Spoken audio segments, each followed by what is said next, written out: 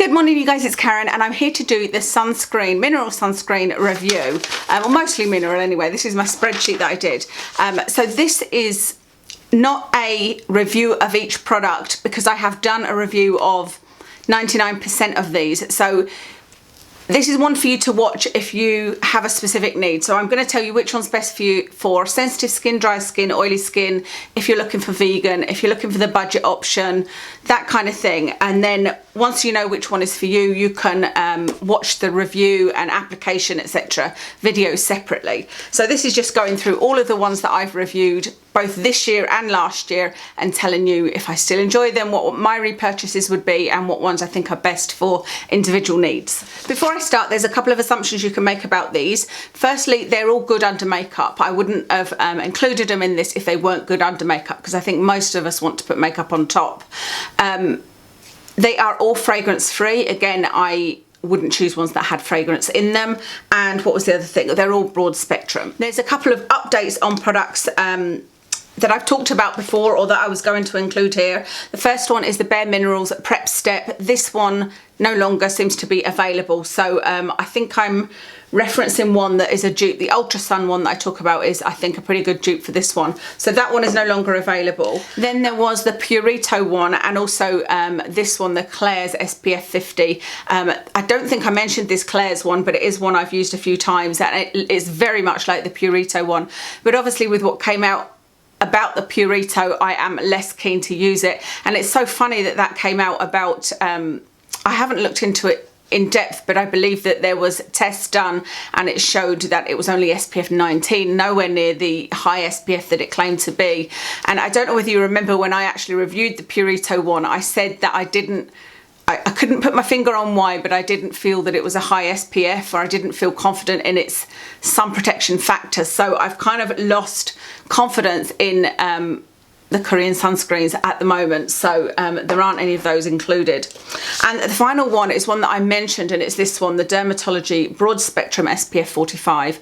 I was going to include this and do a review on its own, but first I found out that it has, now I can't remember if it's avobenzone, I think it is, but it's got a chemical in it. Even though it describes itself as a physical sunscreen, a mineral sunscreen, it has got avobenzone in it. But the other thing is that when I went to use this, I've used it a couple of times, it has got a kind of shiny finish and it doesn't work very well under makeup. So I haven't included this Dermatology one. I will probably give that to my husband to use when he's golfing. So let me quickly run through the ones that I'm talking about today that have kind of made the cut, if you like. The first two I'm going to tell you about are ones that are not mineral. So the first one is the Ultrasun SPF 50 Face Fluid. This is the newer kind of chemical sunscreens in here. I have done a review of this in, I think, my combined sunscreen review last year. I'll make sure I link anything I talk about in the description. And then I've got the Garnier Super UV one that I recently reviewed for you guys. This was my mistake in that it has a chemical sunscreen in it, avobenzone I think it is, but yeah, that was my error. So it's not something I would repurchase, but it is a pretty good sunscreen. So apart from those, everything else is mineral. Okay, then I have the Australian Gold. This is the original one, so it's not one where you get a choice of colours. This is one that I reviewed last year. I'm pretty sure I did a video on this, but this is one of my all-time favourites since discovering it. I really enjoy this one, but they've now changed it to where you can choose, I think you can choose original or medium on some of websites. I did notice on one of them they had the choice of the original or medium dark, and other places it seems to be listed as fair or medium dark, but they now come in two colours. The Versed Daily, oh no, this is Guards Up Daily Mineral Sunscreen. This is lovely. It's not one that's easy to get in the UK though, but it is one that I really enjoyed. There's the Supergoop CC Cream. This is an SPF 50, but this is very, very pigmented. This one for me is more of a foundation than it is a CC cream. It is very full coverage. Then there's the BYBI Day Defense, the SPF 30 moisturizer. This one is lovely. Again, I've reviewed this one recently, and the Versed Guards Up. This one I literally think would suit everybody. This would be the number one. Whatever your concerns are, I think that will be okay for you. Then I reviewed this one, the Elta MD UV Physical Broad Spectrum SPF 41. I've also got, I'll go and grab it in a moment, I've also got the UV is it called Elements, and I'll be talking about that as well, because I didn't do a review of that one. I did a review of this one, but not the Elements, and there is a slight difference. But the Elta MD ones are not very easy for us to get in the UK. I did get this from Amazon, and a lot of you were saying, you know, your Amazon link doesn't work anymore, or it's more expensive, but unfortunately that's something that they do. I think when it becomes popular on Amazon, they put the price up, and then it was out of stock and unavailable. Over and above those that I've shown you there, I'm including 3 that I don't currently have, but that I have reviewed last year and do enjoy. One of them is the Inkey List Zinc. The other one is the Paulas Choice Glow. And the final one is the Niod Survival 30. They are 3 that I've used and repurchased all 3, I think. Okay, so let's get stuck in. I'll go through skin types first. So for sensitive skin, this one is probably the easiest, because I would say that all of the ones that I have mentioned are okay, except for I would probably avoid this one, the Ultrasun one, because this one has Tinazorb. I can't remember whether it's S or Tinazorb M, is it? It has Tinazorb in it, and there have been studies that have shown Tinazorb can cause a reaction in sensitive skin. So I would stay away from the Ultrasun one, and maybe even the Ombre Solaire one, because this one does have a chemical in it.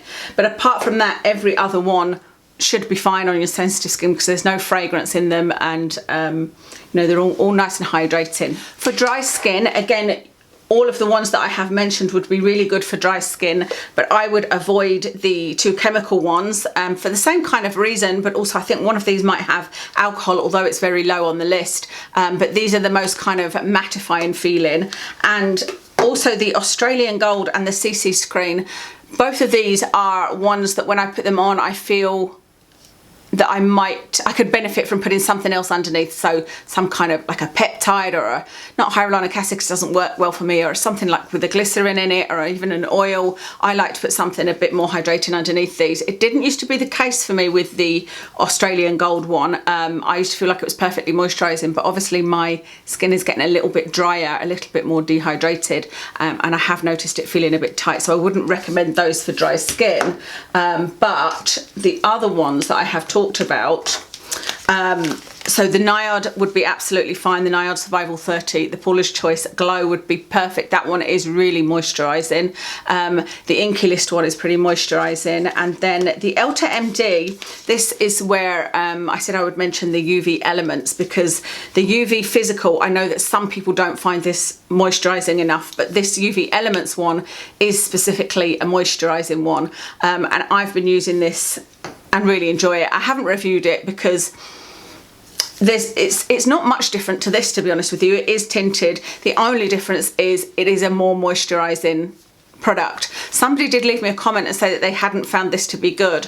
One thing I did notice with this, which was a bit of a shock actually, is I put it on and it was a day I wasn't wearing, was I wearing makeup? Actually, it doesn't matter because it was on my neck, but I put it on and kind of went about my business, and I happened to look in the mirror and I was like, oh my goodness, is that my fake tan? There were sort of patches all over my neck, and so I figured out that actually it was this, and you really need to make sure you rub this in very, very well, otherwise it does look patchy. But it is definitely more moisturising than the UV Physical. So for dry skin, this UV Elements would be great.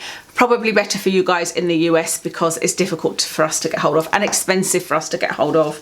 But the BYBI Day Defense is really lovely and moisturising, and also this Guards Up I found pretty moisturising as well. For oily skin, I would say the Supergoop CC Cream, the Australian Gold one, and also the Garnier Super UV Fluid is pretty nice as well. This one, is not tinted, whereas the other 2 are, but these ones have worked really well for my skin when, you know, in that I don't feel like I get too many breakthroughs with it. It's weird because I've said to you this one isn't that moisturising, so I tend to put something underneath it nowadays, put this on and then put my makeup on top, and it sits just perfectly, because I can have oily patches coming through, but also my skin can feel dehydrated, so I kind of need something that's, you know, moisturising but not going to control my oil, but it's not going to let it break through too much, and these ones worked for that. A lot of you are looking for a tinted sunscreen. Again, this is easier to tell you which ones aren't tinted, because everything I've spoke about is tinted, even the ones that I don't have, like the Niod one and the Paulas Choice, they are tinted.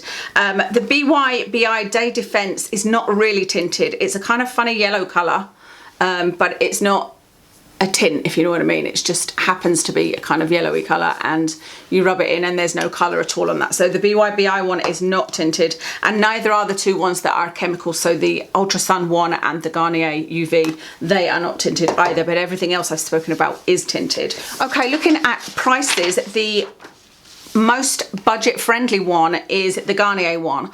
So if you don't mind there being a chemical in this, then this one would be the cheapest, because this bottle was £7, so this one is super cheap. I think I worked it out price per 10 grams.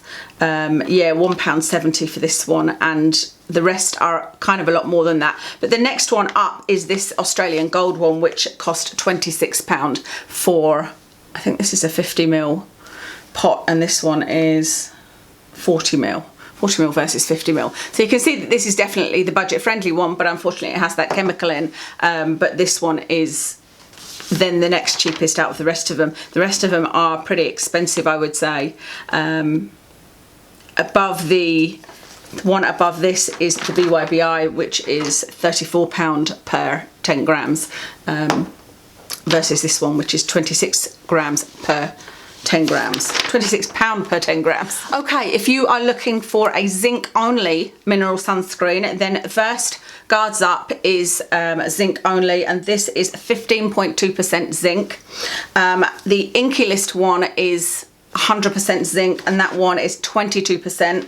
And then the BYBI Day Defense is also zinc, 100% zinc, but it doesn't tell you what the percentage is for this one, unfortunately. The highest levels of zinc actually are the Inkey List one at 22%, and then the Supergoop at 20%, sorry, but this one also has titanium dioxide in it. So if you just want zinc, I know a lot of people are saying that they don't want to use titanium dioxide or are allergic to it, then the Versed Guards Up, the BYBI Day Defense, and the Inkey List. For those that are looking for a reef safe version, everything I've talked about is reef safe except for the Garnier Ombre Solaire one, because this one has the chemical in it that is thought to damage the reefs. If you are looking for vegan, oh, there's more than I thought that were vegan actually. Yeah, this is interesting. There's quite a few that are vegan. So the Versed is vegan. The Supergoop CC Cream is vegan. So if you want a tinted and vegan, that would be a great choice. The BYBI Day Defense is vegan. So if you're looking for a really moisturizing one that's vegan, this will be a great choice. The Niod and Inkey List are both vegan. They're the ones that I don't currently have but would repurchase myself. And then finally this one, the Australian Gold SPF 50, the medium to dark is vegan, but the original is not vegan. The original is cruelty free, but only the medium to dark one is vegan.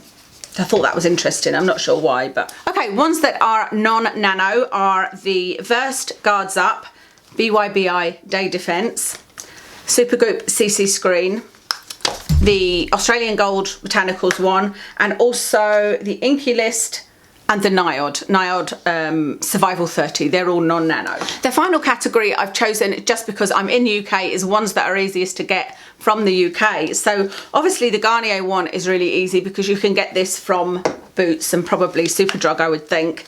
The Ultrasun, the BYBI Day Defense, and the Botanicals, the Australian Gold Botanicals. These three I've ordered online from the UK, so there's no problems there with getting like extra charges or anything like that. But also the Inkey List, the Paulas Choice one, and the Niod one are all easy to order online as well. Really the only one that you could get in the shops, I guess, would be the Garnier Ombre Solaire one. Okay, so the final category is what my top three are, what my top three repurchases would be. And so I've used each of these for about a week, at least a week to 2 weeks for each one before I did the review for you guys. So I feel like I've had a fair enough experience with them. There are occasions where I get to the end of something and go, you know what, I didn't love that as much as I thought I would, but I go back to it, you know. But my number one choice is this one, the BYBI Day Defense. I love this. This just has everything. I think the only person that might not like this is if you want a really, really matte sunscreen, because this does have a little bit of a glow when you put it on.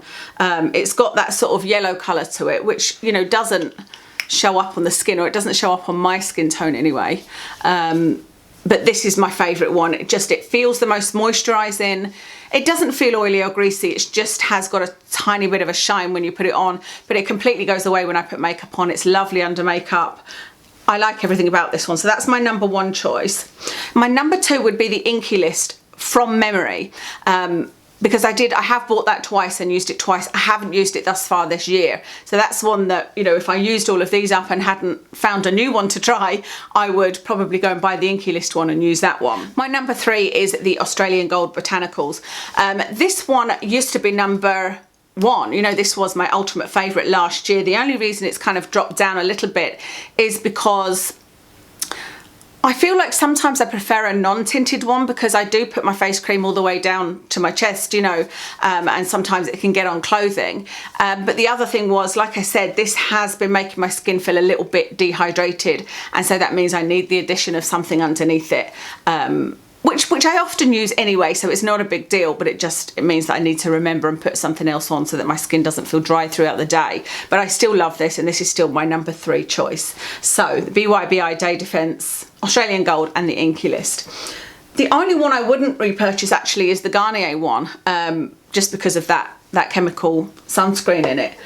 The UV Elements and the UV Physical from Elta MD, actually I wouldn't repurchase these unless they were available in the UK. I was lucky enough to get this on Amazon for £24, but then it suddenly shot up in price and disappeared, as I said.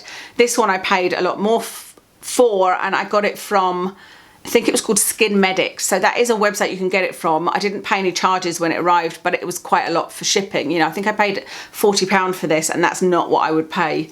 You know, there's no reason to buy this when I've got other less expensive options, so I wouldn't repurchase those unless they were readily available in the UK. The Paula's Choice one I did use this year. I finished one up. I probably showed it in my empties, and that's one that I would definitely consider purchasing again. It's called Glow, the Paula's Choice Glow one.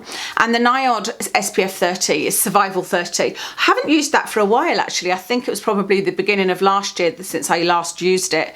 It is one I would consider using, but it's very expensive, so that's one that I don't buy very often because of it is so expensive. But it's a very sophisticated feeling product, I think. Oh, there was one other thing that I didn't note down, but I suddenly thought there might be people that are only interested in an SPF 40 or above. So everybody's got their kind of sweet spot of what kind of SPF they want, don't they? But I would prefer an SPF 40 or above. And actually, what is the BYBI? I think is only 30. Yeah, it is. To be honest, this BYBI I would probably use mostly in the winter, because the winter is when I use an SPF 30 and the summer is when I like to use an SPF 50. So this one is SPF 50, the Australian Gold, and the Inkey List one is, oh, that's only 30 as well. So the Australian Gold will probably be what I use for the summer. I check as I'm using them.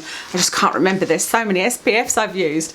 But the highest SPFs, the ones that are above 40, are the Elta MD ones, which will be useful to you if you're in the US, not so much here. The Supergoop CC Cream is a 50, an SPF 50. The Garnier Super UV, that one is an SPF 50, and the Ultrasun face fluid, that one is also an SPF 50. So actually this might be one I would use in the summer as well as the Australian Gold one. So as soon as the sun comes out again in Scotland, because it's supposed to be snowing this week in Scotland, can you believe it, in May? But as soon as the sun comes out again, I will probably switch to the SPF 50. The rest that I've talked about are SPF 30, or there is, the worst one is SPF 35, everything else is SPF 30. So that really should be everything covered. Hopefully I've covered everybody's needs. The only downside is there's not too many that are budget, are they? They seem to be very expensive, and you think, well, if Garnier can do it, I don't think that it's the addition of that one chemical that makes this so much less expensive. You know, £7 for this is so good. So my mission, if you like, is still to find more mineral sunscreens, but my mission is to find drugstore priced mineral sunscreens that are still cruelty free, obviously. So as soon as I come across any, I will come and tell you about them, either mineral or the new type of chemicals. And yeah, as soon as I find them, I will come and review them for you. So that's everything. Let me tell you what I've got on makeup wise. I put on the Kat Von D True Portrait Foundation in Light 018. On my eyes is my Bare Minerals Loose Eyeshadow in Vanilla Sugar.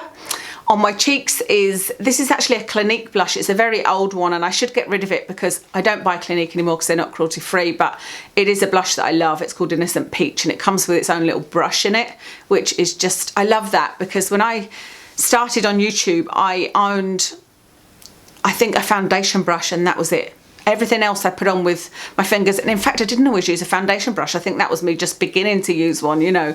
I literally didn't own any makeup brushes. I used a powder puff for my powder, you know, everything, and I didn't use eyeshadow, so I didn't own any eyeshadow brushes. So that's on my cheeks. On my lips is a sleek liquid lipstick in Shabby Chic. I think that's everything. Thank you so much for watching and I'll speak to you again soon.